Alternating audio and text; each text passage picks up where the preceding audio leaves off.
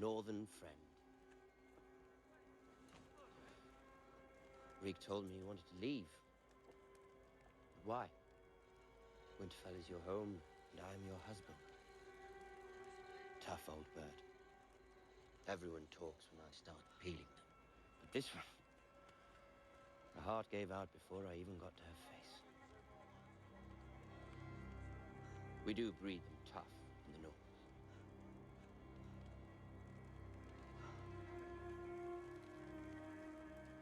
Bring my wife back to her chamber. It's far too cold out here for a lady. You should hold on to your candles. The nights are so long now.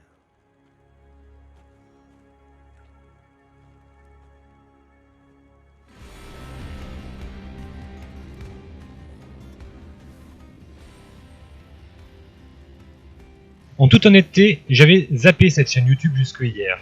Mais comme tu n'es pas là pour écouter des excuses, on va enchaîner tout de suite.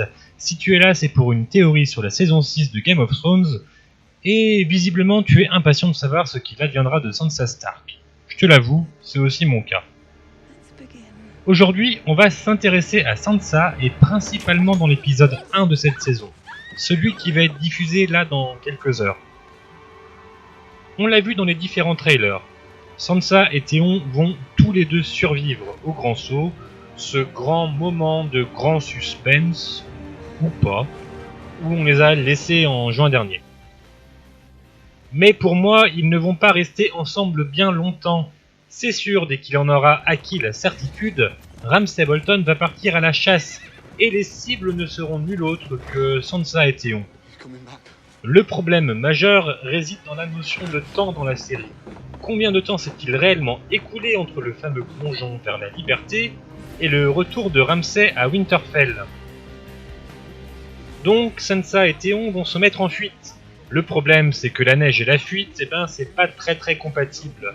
Très rapidement, ils vont être pourchassés par Ramsay. Cheval ou non, ça ne changera pas grand-chose.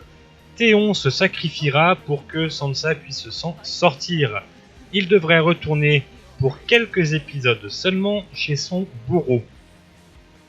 À terme, je suis convaincu que Theon sera l'envoyé de Ramsay Bolton auprès des Fernés, auprès de sa propre famille. Sa mission pourrait être de convaincre les Fernés à rallier les Bolton dans leur combat contre le clan des Starks, Sansa et Jon en tête. De son côté, Sansa se verra perdue après l'abandon, le sacrifice de Theon. Elle devrait errer quelque temps avant de tomber sur Brienne et Podrick. Là aussi, pour moi, c'est une évidence. Brienne va respecter le serment qu'elle avait fait à Kat, protéger ses filles. Brienne pourrait donc révéler à Sansa qu'Arya est toujours en vie. Alors, Sansa devrait choisir entre assumer son destin, et donc devenir la reine du Nord, ou rejoindre Arya sur Essos et renier son nom et son histoire. En gros, prendre la direction de l'Est ou la direction du Nord, au mur, rejoindre Jon qu'elle ne sait pas encore être mort. À mon avis, l'épisode s'arrêtera là. Si je me projette après cet épisode, il semblerait que Sansa se révèle être une grande rassembleuse. À mon avis, à fréquenter de près Cersei, Littlefinger ou Tyrion et la Reine des Épines, Sansa va se découvrir être une véritable et formidable stratège.